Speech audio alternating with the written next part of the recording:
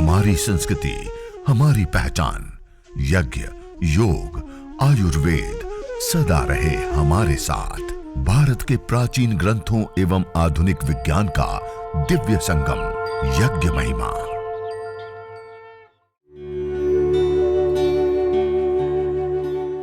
भारतीय संस्कृति में यज्ञ, योग एवं आयुर्वेद जैसी अमूल्य विद्याएं हैं, जिसका मूल है वेद। इतिहास की ओर दृष्टि डालें तो भगवान राम, भगवान कृष्ण से लेकर राजा महाराजाओं, ग्रामवासियों व अरण्यवासी ऋषियों की कुटियों तक नित्य व नैमित्तिक यज्ञों का प्रचलन देखने को मिलता है।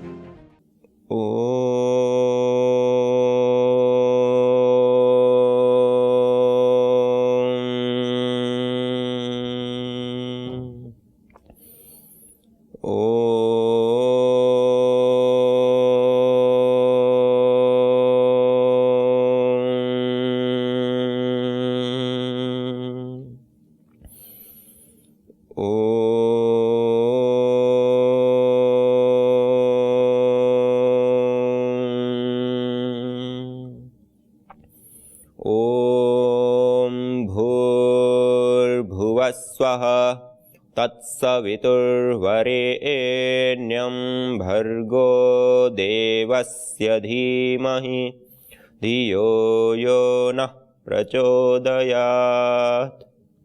मंत्रोच्चारण पूर्वक मंगलाचरण करते हुए आज के इस सत्र की हम शुरुआत कर रहे हैं।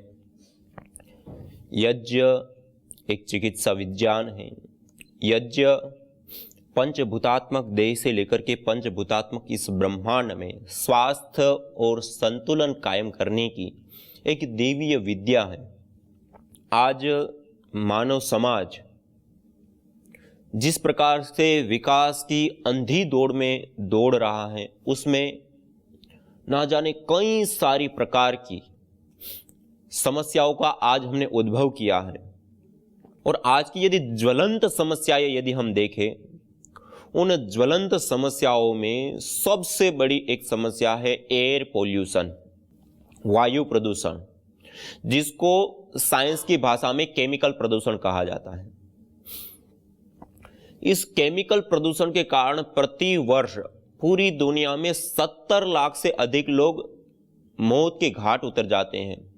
और उस वायु प्रदूषण से होने वाली बीमारियां और बीमारियों से होने वाले खर्च को देखें तो हजारों करोड़ रुपए का खर्च होता होगा। और लोग जो कष्ट उठा रहे हैं, समस्याएं उठा रहे हैं, उसका तो कोई हिसाब किताब ही नहीं। और इतना ही नहीं, इसके साथ साथ जिस प्रकृति की हम हानि कर रहे हैं, पेड़ पौधे वनस्पति जगत, यदि आज जिस प्रकार से एयर पोल्यूशन हो रहा है, ऐसे ही यदि 2030 तक चला तो 30% धरती पर पेड़ पौधे पशु पक्षियों की प्रजातियां विलुप्त हो जाएगी। 30 नहीं, 30%। ये कोई छोटी बात नहीं। इसके ऊपर हमें बहुत सीरियस होकर के सोचने की, विचारने की और कुछ करने की आवश्यकता है। ये पहली समस्या है। दूसरी समस्या है माइक्रोबायोलॉजिकल प्रदूषण से आज पूरा विश्व जूझ रहा है, जिसमें सूक्ष्म जीव, चाहे वह बैक्टीरिया हो अलग अलग प्रकार के, चाहे वायरस हो, चाहे फंगस हो, जिसके कारण से लोग प्रभावित होकर के रोगी हो जाते हैं। आज आप सब लोग जानते हैं, एक छोटा सा वायरस कोरोना पूरी दुनिया को हिला करके रख दिया। और ना जाने धरती पर ऐसे कितने प्रकार के अलग अलग जो रोगों को पैदा करने वाले बैक्टीरिया और वायरस आदि हैं, जिसके कारण से आज पूरी दुनिया जूझ रही है। और पूरी दुनिया के WHO के यदि हम आंकड़े देखें, विश्व स्वास्थ्य संगठन के, तो पूरी दुनिया में केवल मात्र माइक्रोबायोलॉजिकल प्रदूषण अर्थात बैक्टीरिया, वायरस या फंगस के कारण होने वाली बीमारियां और उसके कारण होने वाली मौतों का आंकड़ा देखें तो 2.25 करोड़ लोग हैं। 2.25 करोड़ लोग प्रति वर्ष। और उसके कारण होने वाले मेडिकल खर्च और कष्ट, इन सारी चीजों को हम कैलकुलेट करें तो उसका हिसाब हम नहीं लगा सकते। ये बहुत बड़ी समस्या बना हुआ है।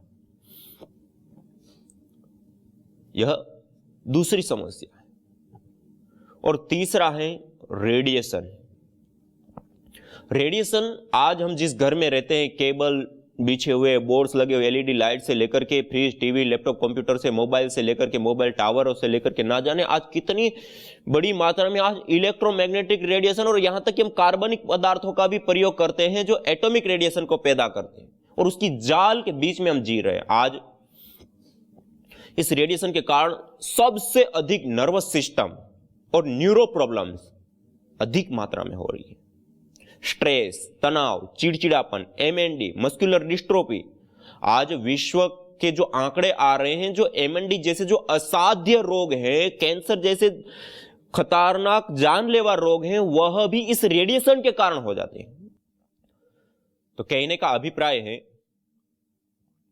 कि जिस यज्ञ को, जिस हवन की हम चर्चा कर रहे हैं, बात कर रहे हैं, वह यज्ञ, वह हवन, वह अग्निहोत्र कैसे हमारी ये वर्तमान की जो लाइफस्टाइल है, वर्तमान की जो जीवन शैली है, उसमें काम आ सकता है। क्या वो हमें इन सारी चीजों से बचा सकता है? तो आज मैं आपके सामने यही विषय साइंटिफिक बेस के साथ रखना चाहूंगा कि किस प्रकार से यह यज्ञ, यह हवन, यह अग्निहोत्र हमारे जीवन में काम आता है। देखिए, 3 सबसे बड़ी मैंने समस्याएं बताई। उसमें सबसे पहली बताई एयर पोल्यूशन की। एयर पोल्यूशन के कारण, वायु प्रदूषण के कारण 70 लाख लोग, माइक्रोबायोलॉजिकल प्रदूषण के कारण 2.25 करोड़ लोग, और रेडिएशन के कारण तो ना जाने कितनी बड़ी समस्या की ओर हम जा रहे हैं, जो असाध्य बीमारियां, और आज तो चिड़िया और मधुमक्खियों से लेकर के छोटे छोटे जीव रेडिएशन के कारण गायब हो रहे, विलुप्त हो रहे। ये 3 सबसे बड़ी और ज्वलंत समस्या है। इससे अतिरिक्त और भी बहुत सारी समस्याएं हैं, संस्कारों का अभाव से लेकर के अनेक प्रकार की समस्याएं। आज हम जब यज्ञ करेंगे, मैं दिखाऊंगा जो बचपन से यज्ञ के साथ जुड़ते हैं, उनके संस्कार कैसे होते हैं, वो बच्चे कैसे होते हैं, उन बच्चों की बुद्धि कितनी तीव्र और विशेष होती है, उनके माता पिता से, उनका परिवारजनों से, अन्य जनों से कैसा व्यवहार होता है। छोटे छोटे बच्चे आज आपको हम दिखाएंगे यज्ञ करते हुए। कहने का अभिप्राय है कि जो मूल है हमारा संस्कार, हमारी संस्कृति, उस संस्कृति से छूटने के कारण हमारे संस्कार गायब हो गए, और संस्कारों के गायब होने के कारण आज हम भौतिकता की ओढ़ में अंधे होकर के दौड़ रहे हैं, और उसके कारण से अनेक प्रकार की समस्याओं को हम ले रहे हैं। हम अपने जीवन को सुखद बनाने की जगह पर अपने जीवन में अनेक प्रकार के दुखों को आमंत्रित कर रहे हैं, और ऐसे दुख जो जान लेते हैं, जीवन लेते हैं। इसलिए हमें अपने मूल के साथ जुड़ना, अपनी संस्कृति के साथ जुड़ना है, यज्ञ के साथ जुड़ना है, योग के साथ जुड़ना है, आयुर्वेद के साथ जुड़ना है। तो मैं बता रहा था कि सबसे पहला एयर पोल्यूशन। हम जब हवन करते हैं, यज्ञ करते हैं, अग्निहोत्र करते हैं, उसके अंदर गाय का घृत, अलग अलग जो जड़ी बूटियां, औषधियां जो आज हमारे सामने रखी हुई हैं, सामान्य रूप से जब हम हवन सामग्री बनाते हैं तो उसके जो मुख्य हविर द्रव्य होते हैं वो आज आपके सामने रखे हुए हैं। गुगुल, ये गुगुल एक ऐसी विशेष औषधि के रूप में, एक ऐसे विशेष तत्व के रूप में हमारे साथ में, न तम यक्ष्मा अरुंधते नैनम सप्तो अश्नुते यम भेषजस्य गुलगुलो सुरभिर्गंतो, जिसको गुगुल विशेष की सुरभि प्राप्त होती है, उसको कैसे किसी भी प्रकार का रोग, ताप, संताप, दुख, कष्ट उसके जीवन में आ सकता है। और घृत गुलगुलो होमे च सर्वोत्पातादि मर्दनम, गाय का घृत और गुगुल से हवन करने पर सभी प्रकार के उत्पात शांत हो जाते हैं। और उसके बाद गिलोय, आज राष्ट्रीय औषधि का दर्जा प्राप्त हुआ है, और परम पूज्य श्रद्धेय स्वामी जी महाराज ने इस गिलोय का ऐसे प्रचार किया, आज राष्ट्रीय औषधि तो बनी, उसके साथ साथ इस कोरोना काल में सबको बचाने वाली, उनकी इम्यूनिटी को स्ट्रॉन्ग बनाने वाली, और इतना ही नहीं, इसके साथ साथ अनेक प्रकार के वातज रोगों से लेकर के अनेक प्रकार की समस्याओं से मुक्ति दिलाने वाली ये औषधि सर्वोत्तम। और आचार्य चाणक्य जी ने भी कहा है कि औषधियों में सर्वोत्तम औषधि गिलोय। आज उस गिलोय की भी हम विशेष रूप से हवि देते हैं। और स्वामी दयानंद सरस्वती जी ने जब 4 गुण युक्त हवि द्रव्यों का यज्ञाग्नि में आहुति देकर के अग्निहोत्र से, देव यज्ञ से लेकर के अश्वमेध पर्यंत यज्ञ करने के लिए जो बताया, वहां पे भी जब उन्होंने सुगंधित पदार्थ बताए उसमें गुग्गुल पेले रखा है, जब उन्होंने औषधीय द्रव्य बताए उसमें गिलोय रखा हुआ है, और इसी प्रकार से जब मिष्ट पदार्थ आती है तो जैसे हमारे सामने मिश्री रखी हुई है, मिष्ट गुण युक्त जो द्रव्य होते हैं उसमें मिश्री आदि, बूरा है, या फिर जो भी गन्ने के विकार मीठे पदार्थ होते हैं उसका हम विशेष रूप से प्रयोग करते हैं। और आप सब लोग जानते हैं चावल और काले तिल। चावल को आयुर्वेद की भाषा में, आयुर्वेद में त्रिदोष सामक कहा गया, और हमारे सभी प्राचीन ग्रंथों में चावल से, अक्षत चावल जो टूटे हुए ना हो, उससे हवन करने का विधान है। और ये हवन सामग्री हम सब के घर में उपलब्ध होती है। कई लोगों को ये पैकेट में उपलब्ध है जो अलग अलग हवन सामग्री होती है, जैसे दिव्य हवन सामग्री है, आस्था हवन सामग्री है, और भी जो हमने ये देव पूजा हवन सामग्री, त्रिदोष के समन के लिए गर्भधा हवन सामग्री जो है, ये एक उद्देश्य विशेष के लिए रोगानुसार हवन सामग्री। आयुर्वेद ग्रंथों में बताया, आयुर्वेदेषु यत् प्रोक्तम यस्य रोगस्य भेषजम तस्य रोगस्य शान्त्यर्थम तेन तेनेव होमयेत्। आयुर्वेद में जिन रोगों की शांति के लिए जिन जिन औषधियों का हम सेवन करते हैं, उन औषधियों से हवन करने पर वह रोग हमारा शांत हो जाता है, दूर हो जाता है, नष्ट हो जाता है।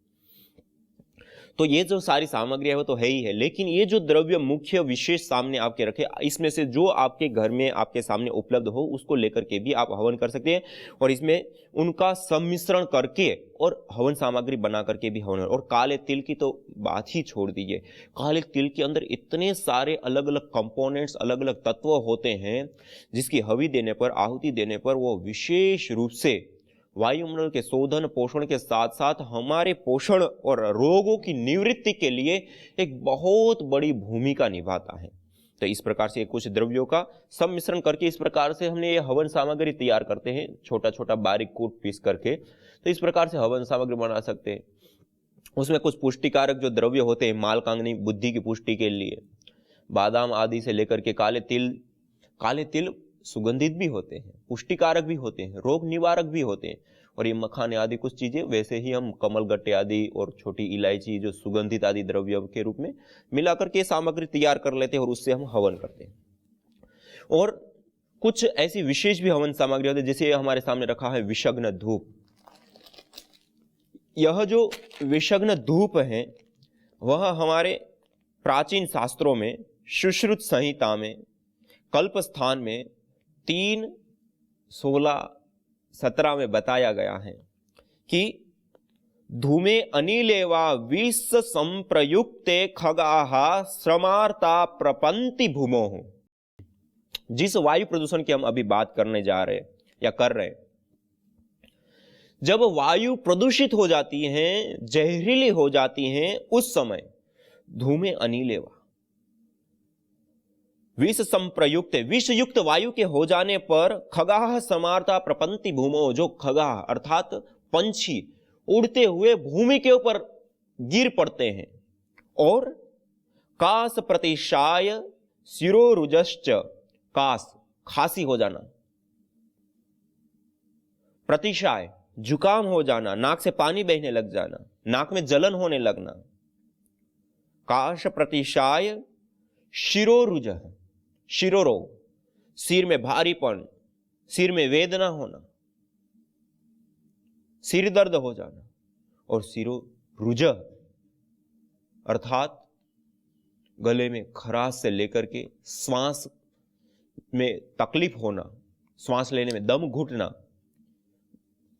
अर्थात कहने का अभिप्राय, जब वायु प्रदूषित हो जाती है, जब आप बड़े नगरों में रहने वाले भाई बहन जुड़े हैं तो उनको सबको पता कि जब वायु ज्यादा मात्रा में प्रदूषित हो जाती है तो ये सारी समस्याएं होती है। और जब दिल्ली आदि शहरों में ठंडी के समय में अधिक पोल्यूशन हो जाता है, स्कूल आदि से लेकर के सारी संस्थानों को बंद करना पड़ता है, उस समय ये सारी समस्या पराकाष्ठा पर होती है। और उस समय क्या कहा, विषग्न धूप, अर्थात ये एक फॉर्मुलेशन का नाम है।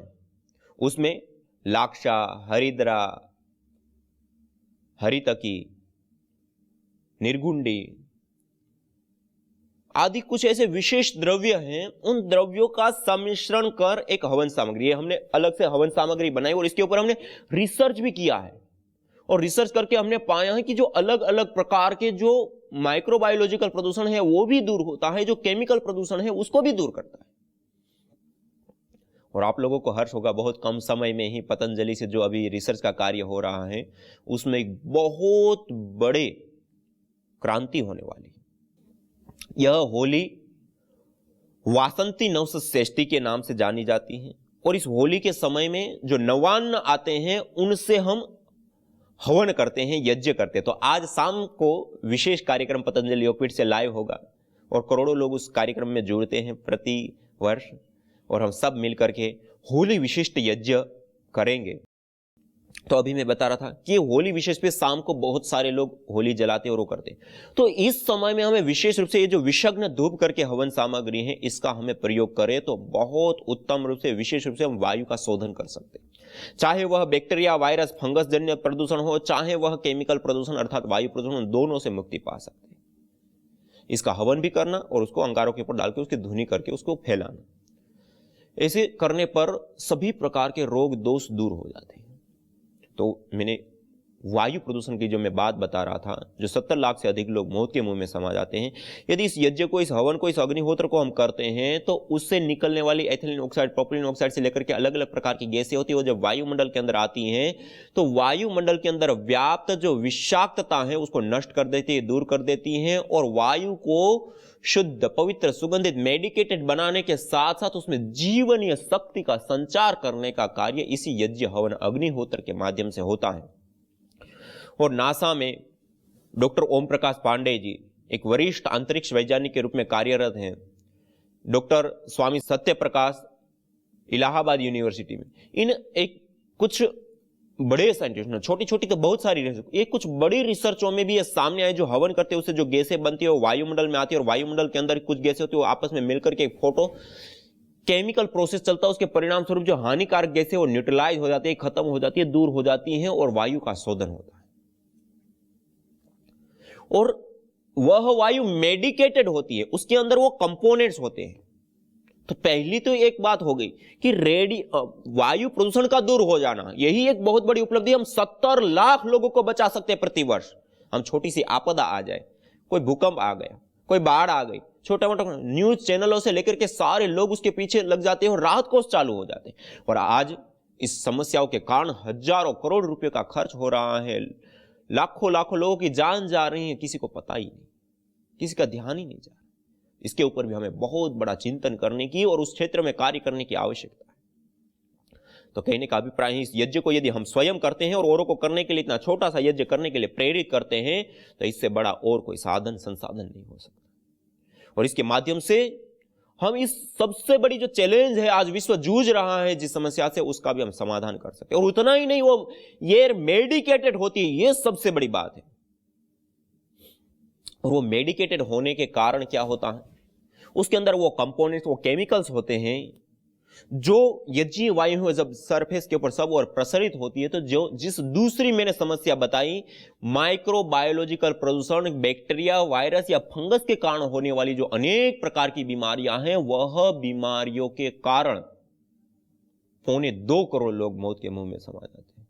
और इस यज्ञ को करते हमने देखा है अपनी आंखों के सामने, और हमने खुद ने लेबोरेटरी वर्क करके हमने देखा अलग अलग प्रकार के जो बैक्टीरिया हैं, फंगस हैं, वो नष्ट हो जाते हैं, दूर हो जाते हैं, और जहां यज्ञ होता है वहां पे पैदा ही नहीं होते हैं। ये सबसे बड़ी बात है। और हो गए वहां करने पर वो नष्ट हो जाते हैं। तो माइक्रोबायोलॉजिकल प्रदूषण से छुटकारा प्राप्त करने के लिए, इंडोर आउटडोर पोल्यूशन से छुटकारा प्राप्त करने के लिए, यदि हम छोटे से यज्ञ को कर लेते हैं अपने घर के अंदर, 21-51 आहुति गायत्री मंत्र से दे दे, विधिवत देव यज्ञ कर ले, तो हम इस बड़ी बड़ी समस्याओं से बच सकते हैं और लोगों को बचा सकते हैं और इस प्रकृति का पोषण और संरक्षण कर सकते हैं। और हम अपने जो देव यज्ञ, जो हमारे देवीय कर्तव्य हैं, जिन देवीय शक्तियों ने अग्नि, वायु, जल, पृथ्वी आदि सब हमें जो दे रहे हैं, उन देवताओं के प्रति हमारा जो ऋण है उससे हम उऋण भी होते हैं। ये शक्ति, ये ताकत, ये सामर्थ्य इस यज्ञ के अंदर होती है। और वो एयर जब मेडिकेटेड बनती है, देखिए ये सारी बातें बताने के पीछे मैं एक महत्वपूर्ण विशेष बात बताना चाहता हूं। जब हम रोगी हो जाते हैं, हम डॉक्टर के पास जाते हैं, डॉक्टर हमारे शरीर में जो रोग होता है उस रोग को ठीक करने के लिए हमें क्या लिख करके देता है? टेबलेट। उस टेबलेट के अंदर जो उस रोग को ठीक करने वाले कंपोनेंट्स होते हैं, केमिकल्स होते हैं, वही के वही इंजेक्शन देते हैं तो द्रव रूप में होते हैं। उसमें वटी में, टेबलेट में ठोस रूप में था, इंजेक्शन देते तो वही के वही द्रव रूप में होते हैं। और आपको आश्चर्य होगा, वही के वही मल्टीपल कंपोनेंट्स, एक दो नहीं, मल्टीपल कंपोनेंट्स वही के वही परमिसिबल लिमिट में, अवेलेबल फॉर्म में, गैस रूप में हमें यज्ञ के माध्यम से प्राप्त होता है। यह सबसे बड़ी बात है। और उस एयर में हम 24 घंटा रहते हैं, 24 घंटा हम श्वास लेते हैं। देखिए, हम जिस जीवन को जीते हैं उसके लिए हमें एनर्जी की, ऊर्जा की आवश्यकता होती है। वह एनर्जी, वह ऊर्जा हम आहार के माध्यम से लेते हैं। और वह आहार 3 प्रकार का होता है, 3 रूपों में हम प्राप्त करते हैं। पहला, ठोस रूप में, रोटी दाल चावल आदि। दूसरा, द्रव रूप में, पानी दूध जूस आदि। और तीसरा, गैस रूप में, वायु के रूप में, श्वास प्रश्वास के माध्यम से लेते हैं। 3 रूपों में हम आहार लेते हैं और इन 3 रूपों में ही हम अवशिष्ट को छोड़ते हैं। अब ये जो 3 रूपों में हम आहार लेते हैं, उसमें सबसे ज्यादा कौन सा आहार लेते हैं? हम दिन में कितनी बार भोजन करते हैं? 24 घंटे का ही हम हिसाब किताब करें, दिन में 2 बार 3 बार हम भोजन करते हैं, लेकिन पानी 5 बार 10 बार पीते होंगे, द्रव रूप आहार। और गैस रूप आहार, वायु, हम 24 घंटे ले रहे हैं। खाते पीते, उठते बैठते और यहां तक कि सोते समय भी हम यह श्वास प्रश्वास की क्रिया कर रहे हैं। आज पूरी दुनिया में केवल वायु प्रदूषण से प्रतिवर्ष 70 लाख से अधिक लोग मौत के मुंह में समा जाते हैं। प्रकृति के साथ मनुष्य के ऊपर भी अब खतरे की घंटी बज चुकी है। विकास की दौड़ में हम प्रकृति का जतन करना भूल गए हैं। मनुष्य अन्न के बिना 3 महीने, पानी के बिना 3 सप्ताह जीवित रह सकता है, परंतु हवा के बिना 2 मिनट भी नहीं। वही हवा जो जीवन देती है आज जानलेवा हो गई है, जिसका समाधान है यज्ञ एवं वृक्षारोपण। वेद का उद्घोष है, अयम यज्ञो भुवनस्य नाभिः। यज्ञ पंचभूतात्मक देह से लेकर ब्रह्मांड तक में स्वास्थ्य एवं संतुलन को कायम करता है। वैज्ञानिक शोध दर्शाते हैं कि यज्ञाग्नि में उत्तम गुणवत्ता युक्त घृत, जड़ी बूटियां एवं समिधा आदि की मंत्रोच्चारण पूर्वक आहुति देने पर वो द्रव्य अत्यंत सूक्ष्म व आरोग्य वर्धक होकर हमें स्वास्थ्य एवं दीर्घायुष्य प्रदान करता है। यज्ञ भारतीय संस्कृति का मूल है। तो आइए हम संकल्प लें, संसार के श्रेष्ठतम कर्म यज्ञ को अपनाएं। पिंड और ब्रह्मांड में संतुलन कायम करने वाले यज्ञ को अपने जीवन का अभिन्न अंग बनाएं एवं प्रकृति मां के प्रति अपने ऋणों को अदा करें। विश्व स्वास्थ्य का एक नारा, यज्ञ से होगा जग उजियारा।